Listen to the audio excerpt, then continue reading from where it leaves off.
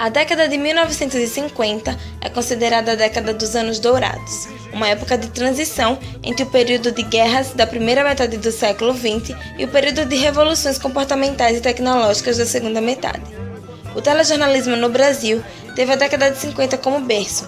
Precário tecnicamente e literalmente em fase de crescimento, o telejornalismo deu seus primeiros passos em busca de grandes feitos nessa década. Na década de 50, o Brasil passava por um importante processo de desenvolvimento econômico, social e político. A indústria nacional crescia intensamente. Os centros urbanos se transformavam com atividades comerciais, financeiras, de serviço e de educação. Na política, Getúlio Vargas assumia a presidência, substituindo o general Eurico Gaspar Dutra, ou seja, o ambiente era favorável ao desenvolvimento da TV e, consequentemente, à consolidação do telejornalismo brasileiro. Praticamente tudo que existe hoje em telejornalismo no Brasil veio do rádio ou TV pioneira dos anos 1950. Programas policiais, telejornais locais, jogadores comentando futebol e muitos outros. Acompanhe a trajetória do telejornalismo na nossa linha do tempo e conheça um pouco mais sobre a década que deu o ponto de partida para o telejornalismo no Brasil. Imagens do Dia foi o primeiro telejornal do Brasil. Inaugurado em 19 de setembro de 1950 na TV Tupi, era apresentado por Maurício Loureiro Gama, que anunciava as notícias como se estivesse conversando com o público. Com locução em off, um texto em estilo radiofônico, o telejornal durava o tempo que fosse necessário para a transmissão de todos os fatos e imagens. Entrava no ar entre as 9h30 e 10 da noite, sem qualquer preocupação com a pontualidade. Senhoras e senhores, aqui fala o seu repórteraço. No dia 1º de abril de 1952, na TV Tupi do Rio de Janeiro, surgiu o telejornal considerado o mais importante da década de 50, o Repórteresso, que foi o primeiro campeão de audiência. Apresentado por Gontijo Teodoro e Calil Filho, o jornal era feito de notícias nacionais e internacionais. O tempo de duração era de 33 minutos e suas notícias eram curtas, objetivas e, sempre que necessário, eram colocadas imagens para ilustrar, no melhor estilo americano dos anos 50.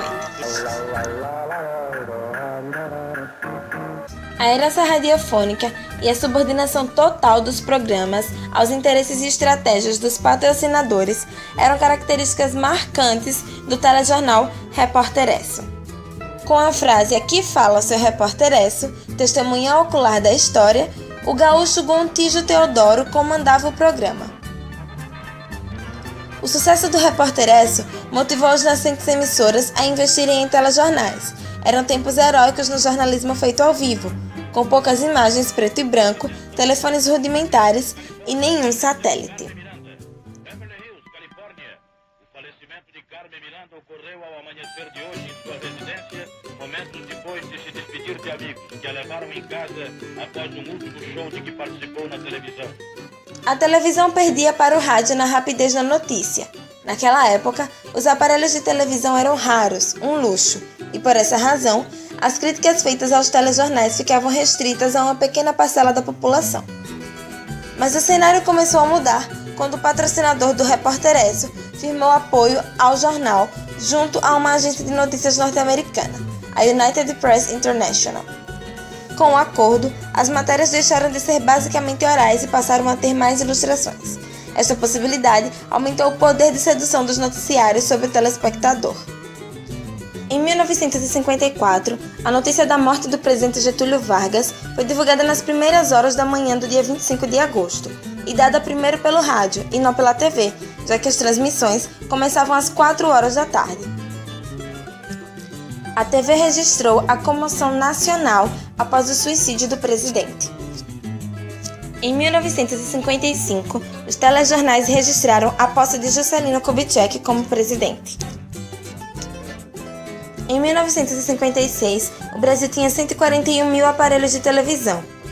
Nessa época, pela primeira vez, as 3 emissoras de TV de São Paulo arrecadaram mais que as 3 emissoras de rádio. Calcula-se que a TV tem atingido cerca de 1,5 milhão de telespectadores em todo o Brasil. Murilo Antunes, na Record, em Notícias, e José Carlos de Moraes, o Tico-Tico, na edição extra da TV Tupi São Paulo, levaram para a telinha a disputa pelo furo que haviam travado no rádio. Em setembro de 1956, foi iniciada a cobertura da construção da nova capital, Brasília. No final dos anos 50, Murilo mandava as imagens de avião para São Paulo à noite, quando o Jornal Record ia ao ar, ele narrava em off pelo rádio, direto de Brasília. O áudio era canalizado para os estúdios e exibido com cenas editadas. Em 11 de dezembro de 1957, são iniciadas em São Paulo as transmissões sistemáticas para o interior do estado.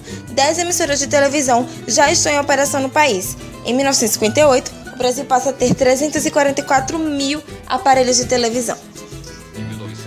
O programa de entrevistas Preto no Branco, produzido por Fernanda Barbosa em 1958 na TV Rio, surpreendeu pelo sucesso. Outro sucesso foi o Bate-Papo TV Paulistana, que possuía um estilo chique e irônico e era apresentado por Silveira Sampaio. O apresentador se comunicava bem com o público de elite que podia comprar televisores mais caros do que carros. Em 1959, o governo liberou a importação de aparelhos de videotape. Graças a isso, a Tico-Tico foi pioneira nas coberturas internacionais. A década de 50 foi palco do engatinhar do telejornalismo brasileiro, permitindo florescer e avançar em novas técnicas e mais progresso.